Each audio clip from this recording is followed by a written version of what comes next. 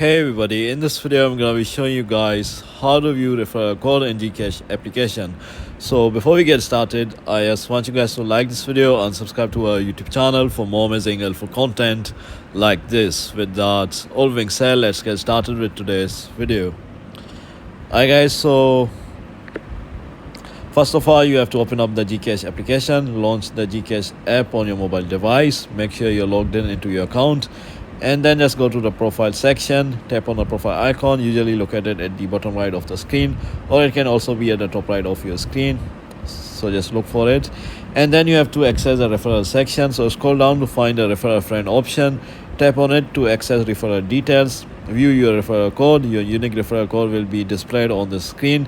Take note of it or copy it to share it with friends, and then you can just start sharing your referral code. And this is how you do it, guys. If you found this video to be helpful, then thanks for watching, and I'll see you in the next video very soon. Peace.